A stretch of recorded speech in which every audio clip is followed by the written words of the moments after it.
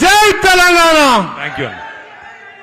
గౌరవనీయులు ఈరోజు 18వ హమాలి ఆవిర్భావ దినోత్సవానికి అధ్యక్షత వహిస్తున్న పెద్దలు, మీ అందరి నాయకుడు, నాకు కూడా ఆప్తుడు, సోదరుడు శ్రీ హమాలి సీనన్న గారికి, గౌరవనీయులు పెద్దలు స్థానిక శాసనసభ్యులు, ఈరోజు ఈ కార్యక్రమానికి మరి మొత్తం ఏర్పాట్లు దగ్గరుండి చేసిన పెద్దలు శ్రీ బండారి లక్ష్మారెడ్డి గారికి, గౌరవనీయులు ఇట్రా సీనన్న, గౌరవనీయులు మరి ఈ హమాలి సంఘానికి గౌరవ అధ్యక్షుడిగా ఉద్యమం నుంచి కూడా మిమ్మల్ని ముందుకు నడిపిస్తున్న పెద్దలు అన్న మాజీ మంత్రివర్యులు శ్రీనివాస్ గౌడ్ అన్న గారు, గౌరవనీయులు పెద్దలు మొన్ననే జరిగిన పార్లమెంట్ ఎన్నికల్లో మన అభ్యర్థిగా పోటీ చేసిన మీ ఉప్పల్ నియోజకవర్గ సోదరులు, మీ అందరికీ ఆప్తులు పెద్దలు శ్రీ రాగిడి లక్ష్మారెడ్డి గారు, జనగామ మనం మన్నించాలి భువనగిరి పార్లమెంట్ నుంచి మన అభ్యర్థిగా పోటీ చేసిన గౌరవనీయులు పెద్దలు అన్నగారు శ్రీ ఖ్యామా మల్లేష్ అన్న గారు, గౌరవ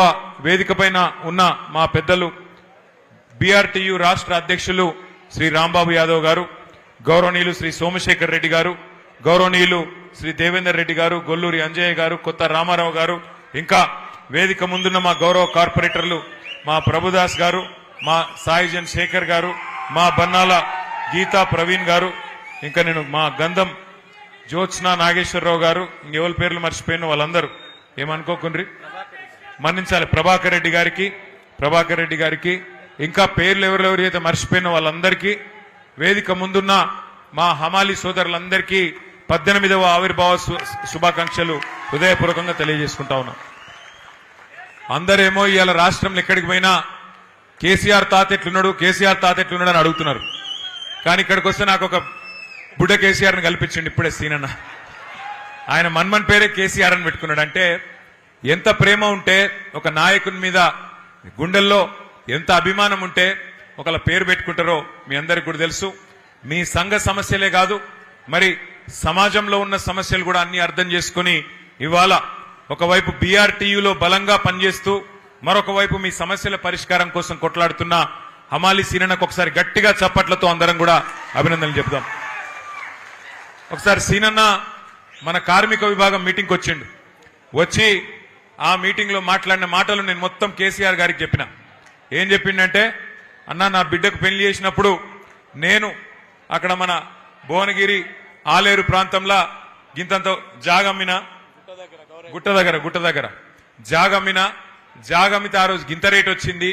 ఇవాళ ఈ కాంగ్రెస్ ప్రభుత్వం వచ్చినాక మొత్తం రేటు పడిపోయింది, మొత్తం పొట్టు అయింది పరిస్థితి అని చెప్పిన మాట నేను సార్ దగ్గర దాకా పోయి చెప్తే, ఒకసారి తప్పకుండా కలుద్దాం, హమాలీల సమస్యలు ఏంటి అని అడిగిండు సార్. అంటే నేనేం చెప్పినా అంటే, సార్ హమాలీల సమస్యల గురించి నేను కూడా అడిగితే సమస్యలున్నాయి మొత్తం పోలే, కానీ కేసీఆర్ దయతోని 8 రూపాయలున్న రేటును 26 రూపాయలు చేసుకున్నాం, 250% పెంచుకున్నాం. 2 ఏళ్లకు ఒకసారి ఎన్నడూ లేని విధంగా గతంలో 5 ఏళ్లుంటే 2 ఏళ్లకు ఒకసారి పెంచుకున్నామని చెప్పి అన్న చెప్పిండు అని చెప్పిన. చాలా సంతోషం. ఇంకేమన్నా సమస్యలుంటే కూడా నువ్వు చెప్పు, తప్పకుండా ఆరోగ్య భద్రత కావచ్చు, ఇంకా ఏదైనా సమస్యలు కావచ్చు, ఏమున్నా మళ్ళీ తప్పకుండా గులాబీ జెండా ఎగురుతుంది ఈ రాష్ట్రంలో. తప్పకుండా హమాలీల సమస్యలు ఒక్కటి కూడా ఇడిచిపెట్టకుండా తీర్చే బాధ్యత మనది అనే మాట కూడా నువ్వు చెప్పు అని చెప్పి సార్ నాకు చెప్పిండు.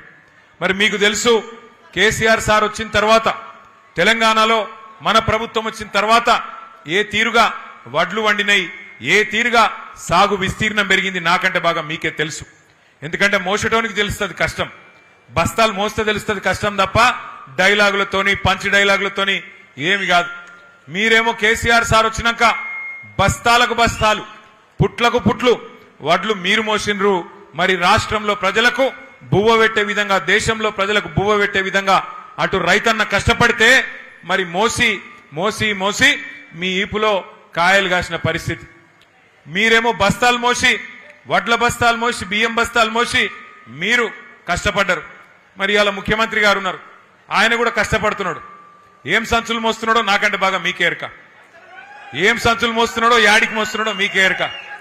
ఆయన పాపం మోసి మోసి కష్టపడుతున్నాడు. ఆయన కూడా బస్తాలు మోసి మోసి ఢిల్లీలో ఉన్న పెద్దల కోసం పైసల సంచులు మోసి మోసి అవస్థ పడుతున్నాడు, ఆగమైతున్నాడు. ఆయన ఆగమైతే అయ్యిండు, కానీ రాష్ట్రాన్ని ఆగం చేస్తున్నాడు. నిన్ననే మేమందరం గౌరవ శాసనసభ్యులందరం కూడా అందుబాటులో ఉన్న వాళ్ళందరం కన్నెపల్లి పంప్ హౌస్ కాడికి పోయినాం. కాళేశ్వరం ప్రాజెక్టు ఎక్కడనైతే ఇవాళ మేడిగడ్డ బ్యారేజ్ ఉన్నదో అవతల 10 కిలోమీటర్ల యువతలకి కన్నెపల్లి పంప్ హౌస్ ఉన్నది. ఆడపోయి చూసినాం. దేశమంతా రాష్ట్రమంతానేమో వర్షాలు లేవు. మొత్తం 33 జిల్లాలలో 26 జిల్లాలలో వర్షాభావ పరిస్థితులున్నాయి. వర్షం తక్కువ పడ్డది. రైతు మొగులు దిక్కు చూస్తున్నాడు. కానీ అక్కడ పోతే 1,00,000 క్యూసెక్కుల నీళ్లు కిందికి పోతున్నాయి. ఎందుకంటే KCR sir project Kaleshwaram project ఎక్కడ కట్టిండంటే మొత్తం ఎక్కడన్నా సరే కరువు ఉన్నా వర్షం లేకపోయినా గోదావరిలో ఏ పాయింట్లనైతే నీళ్లుంటాయో అగో పాయింట్ దేవులాడి లెంకులాడి అక్కడ ప్రాజెక్టు కట్టిండు. నిన్న అక్కడ పోయి చూస్తే 1,00,000 క్యూసెక్కుల నీళ్లు కిందికి సముద్రంలకు ఉత్తగానే పోతా ఉన్నాయి. అందుకే నిన్న పోయి అక్కడ విజ్ఞప్తి చేసినాం రాష్ట్ర ప్రభుత్వానికి. అయ్యా ముఖ్యమంత్రి గారు, నీకు మా మీద కోపం ఉంటే కేసులు పెట్టుకో, నీకు మా మీద కోపం ఉంటే ఏమన్నా చేసుకో, కానీ మా మీద కోపం రైతుల మీద తీయకు. ఇగో పంపు దగ్గర కన్నెపల్లి పంపు దగ్గర 1,00,000 క్యూసెక్కులు కిందికి పోతున్నాయి. ఆడ నువ్వు చేయాల్సిందల్లా 2 పంపులు చాలు చేస్తే చాలు, మొత్తం రాష్ట్రం అంతా సుభిక్షంగా అవుతుంది కాళేశ్వరం ప్రాజెక్టు వల్ల. దయచేసి ఆ పని చెయ్యు అంటే చేస్తలేడు. ఎందుకంటే ఆయనకు తెలుసు, ముఖ్యమంత్రి గారికి ఆయనకు తెలుసు, నీళ్ళు ఇచ్చినావు అనుకో యూరియా ఇయ్యాలి. మరి యూరియా ఇస్తే పంట వండుతుంది. పంట వండితే మరి మళ్ళా పంటలు కొనాలి. పంట కొంటే మద్దతు ధర ఇయ్యాలి. మద్దతు ధర ఇస్తే మళ్ళా బోనస్ ఇయ్యాలి. ఇక సప్పుడేక ఈ లొల్లెంత ఎందుకు, నీళ్లు లేకపోతే ఏ లొల్లి లేదన్నట్టు ఇవాళ నీళ్లు ఉండి కూడా పంటలను ఎండబెడుతున్నాడు, రైతులను ఇవాళ తొక్కుతున్నాడు ఈ రాష్ట్ర ముఖ్యమంత్రి రేవంత్ రెడ్డి. నేను మీ అందరినీ, మా హమాలి సోదరుల్ని కోరేది ఒకటే, మీకు కూడా ఆకలి అవుతుంది, నాకు కూడా ఆకలి అవుతుంది, ఎక్కువ పరీక్ష పెట్టా. ఒకటే ఒక్కటి నేను మిమ్మల్ని కోరేది, రాష్ట్ర అధినేత, రాష్ట్రాన్ని నడిపే వ్యక్తి సద్బుద్ధి కలిగిన వాడైతే, మంచి బుద్ధి కలిగిన వాడైతే రాష్ట్రంలో పేదలు గాని పెద్దలు గాని అందరూ సంతోషంగా ఉంటారు. రాష్ట్రంలో హమాలీలు గాని లేదా మిల్లు యజమానులు గాని అందరూ సంతోషంగా ఉంటారు. 10 ఏళ్లు మనం అదే చూసినాం కేసీఆర్ గారి ప్రభుత్వంలో. రైతు బాగున్నాడు, అట్లాగే పారిశ్రామికవేత్తలు బాగున్నారు. కరెంటు బాగుంటే పారిశ్రామికవేత్తలు బాగుండే, కార్మికులు బాగుండే, అంతా సుభిక్షంగా ఉండే. కానీ కొంత ఏమరుపాటుతోని, కొంత మరి మన చిన్న చిన్న పొరపాట్ల వల్ల మనం అధికారం కోల్పోయినాం. బాధపడేదేం లేదు. ఇంతకుముందు సీనన్న చెప్పింది కరెక్ట్, అధికారం పోతే పోయింది కానీ ప్రజల్లో మమకారం తగ్గలేదు. అధికారం పోతే పోయింది కానీ ఇవాళ కొన్ని వాస్తవాలు మనకు కూడా తెలుస్తా ఉన్నాయి. కుండ వలిగితే వలిగింది కానీ కుక్క బుద్ధి తెలిసిందని ఎవడు మనోడు ఎవడు పగోడు మనకు కూడా అర్థమైతా ఉన్నది. ఎవరైతే ఇవాళ ఈ కష్ట సమయంలో కూడా మనతో నిలబడి ఉన్నారో, 18వ ఆవిర్భావ దినోత్సవం చేసుకుంటున్నాం మేము. హమాలీలం మా గుండెల్లో కేసీఆర్ ను పెట్టుకున్నాం, మీరు రావాలే అని చెప్పి ఇక్కడికి పిలుచుకున్న మా హమాలి సోదరులకు మీ రుణం తప్పకుండా తీర్చుకుంటా, మీ ప్రతి సమస్య పరిష్కారం చేసే బాధ్యత నేను తీసుకుంటా అని చెప్పి మీకు విజ్ఞప్తి చేస్తా ఉన్నా. సీనన్నకు కూడా నేను చెప్తా ఉన్నా, ఇట్లే గట్టిగా ఉండండి, మిమ్మల్ని చేయగలిగింది ఏమీ లేదు. సరే మా మీద అంటూ 2 కేసులు పెడతాడు, మీ మీద కేసులు పెడితే ఏమవుతుందో ఆయనకు కూడా ఎరికే, ఈప్ సాఫ్ అవుతుందని తెలుసు.